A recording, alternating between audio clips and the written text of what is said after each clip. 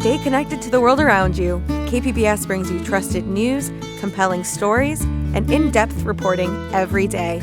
Wherever life takes you, KPBS is here, on the radio, online, and on the go. Discover more at kpbs.org.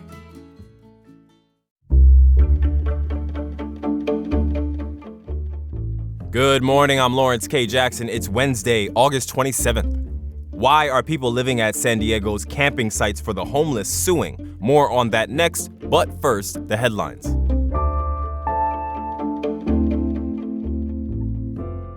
A $1 million healthcare initiative that began this week aims to address inequality in maternal and infant health. The Born Well program, supported by the San Diego Foundation, is taking a data-driven approach to improve birth outcomes and looks to bring more philanthropic investment to public health strategy.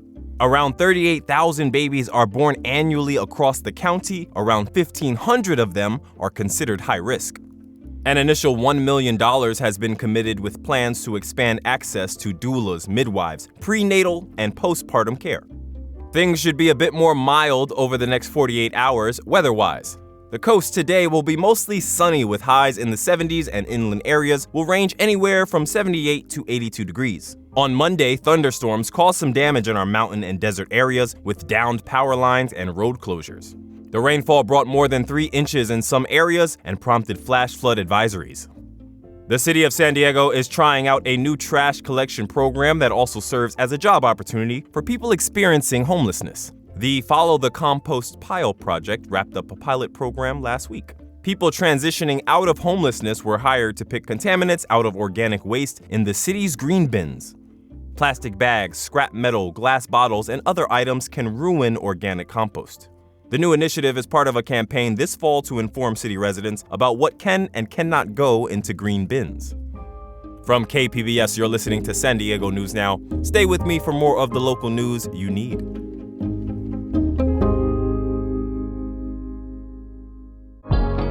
KPBS On Demand is supported by Bill Howe Plumbing, Heating and Air, Restoration and Flood Services.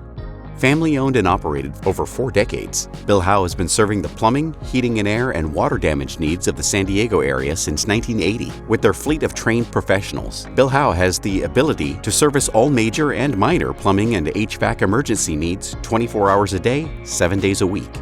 Bill Howe is committed to providing excellent service to their customers with transparent quotes and attention to detail on every job. Whether you're in need of an HVAC installation, plumbing, or water damage restoration in San Diego, they offer the convenience of scheduling an appointment over the phone, online, or through live chat on their website. Call 1-800-BILL-HOWE or visit BillHowe.com because we know how.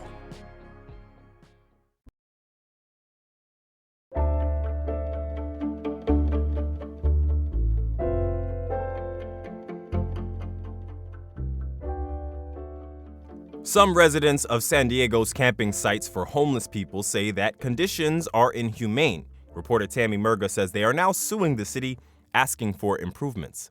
Laura Zalita stays at one of San Diego's camping sites near Balboa Park. She says she's heard rats outside her tent and has experienced harassment. Something has to be done about these places.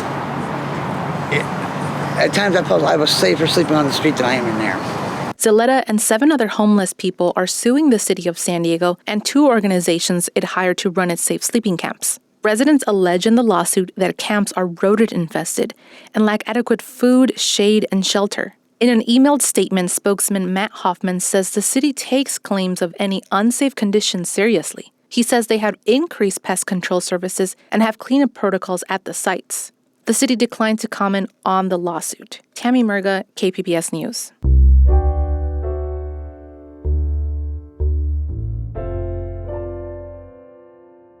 The Secretary of the Navy is in San Diego this week visiting sailors and Marines across the county. Secretary John Fellon spoke to sailors on the waterfront yesterday on board the USS Somerset. He says he wants to hear from troops how things are going. What I want to understand is, why'd you join? Are you going to stay? What can we do to keep you? Why, what are the good parts of the job? What are the bad parts of the job? How do we get better? How do we iterate and improve? How do we move quicker? In his comments to the sailors, Fellon talked about plans to increase shipbuilding and the role of AI in the Navy. Over the next couple days, Felon plans to visit sailors at Special Warfare Command, Naval Air Station North Island, and tour Marine Barracks at Camp Pendleton. San Diegans are spending more on food, housing, medical care, and daycare amid rising unemployment. They're witnessing ICE raids at workplaces, courthouses, and outside schools. Amid these realities, Public Matters reporter Amita Sharma spoke to Katie Anastas about whether San Diegans still have hope. Why did you decide to explore hope, and what did you find? Well, Katie, as you know, I talk to a lot of people, whether in interviews for work or whether I'm just out there living my life. I speak with people across generations. My mom is in an assisted living facility. I speak with caregivers and seniors almost every day. My daughter is 22. She's about to launch. I talk to her friends about their wishes and fears for their lives. And of course, I talk to my own friends. And the through line, regardless of political party, is uncertainty and dread about the future. So I was curious about where hope stands these days. I asked 3 San Diegans how hopeful they are, and even the most troubled by political events and the economy refuse to jettison hope entirely. And the biggest boosters of what's happening politically still have reservations. Take Mayeli Ho. She's 22 and works and goes to school full time. She's also a no-party preference voter. On a broader scale, like society level, I think I do not have hope because we are so divided. To her, the world feels chaotic and drenched in negativity. She is studying fashion merchandising and is now confronting sudden shrinking career prospects. Vogue just featured their first AI models. So for me, this does not make me feel hopeful at all for my career in photography and styling and fashion, just because AI is now taking my dream job. But she still believes she'll find a way to realize her dreams. I do have hope just because the things I've experienced in my life, I've come out of a lot of dark moments and a lot of adversities that I could never imagine coming out of the way I did. And I believe everything does happen for a reason. And you kind of just have to trust and hope that everything will work itself out how it needs to. You also spoke to 26-year-old Victor Lopez. He used to head the local pro-business group, the Lincoln Club. How hopeful is he? Well, he is bullish. He is a small business owner and really loves what the Trump administration has done so far. I'm actually hopeful because I feel like there's a surge of momentum in the air. The growth of what's happened on the AI side and crypto and what the current administration has been doing, there's just so much investment going into the United States right now. And now there's more patriotism. I think people feel like they can speak more freely. At the same time, Lopez, who I should say is a Republican, says the Trump administration can do a better job on tariffs, the economy, and immigration. As a Latino myself, I know that there is a growing amount of people that would like to see a fair process of and addressing some of the people that are here in this country illegally that have been working here for a long time, that have not committed any crimes and are filling up a certain part of the workforce that is not necessarily going to be filled by anybody else. And hope is often associated with religion. Did anyone bring up the role their personal beliefs play in feeling hopeful? Yes, Democrat Ellen Nash did.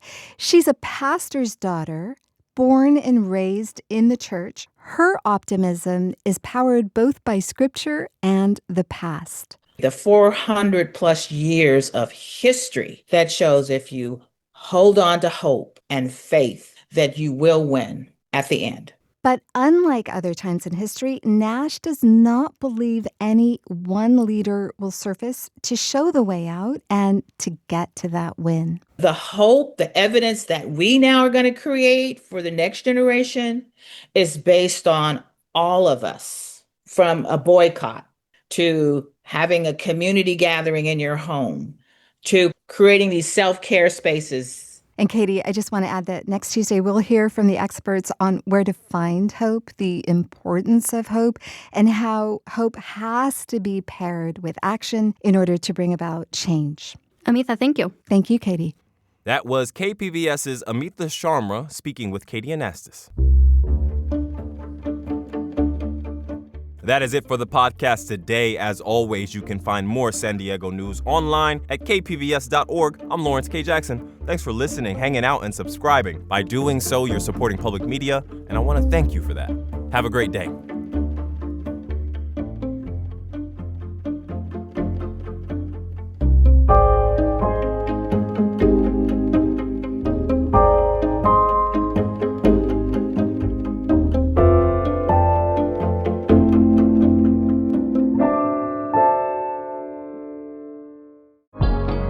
KPBS On Demand is supported by Bill Howe Plumbing, Heating and Air, Restoration and Flood Services. Family owned and operated over 4 decades, Bill Howe has been serving the plumbing, heating and air, and water damage needs of the San Diego area since 1980. With their fleet of trained professionals, Bill Howe has the ability to service all major and minor plumbing and HVAC emergency needs 24 hours a day, 7 days a week. Bill Howe is committed to providing excellent service to their customers with transparent quotes and attention to detail on every job. Whether you're in need of an HVAC installation, plumbing, or water damage restoration in San Diego, they offer the convenience of scheduling an appointment over the phone, online, or through live chat on their website. Call 1-800-BILL-HOWE or visit billhowe.com because we know how.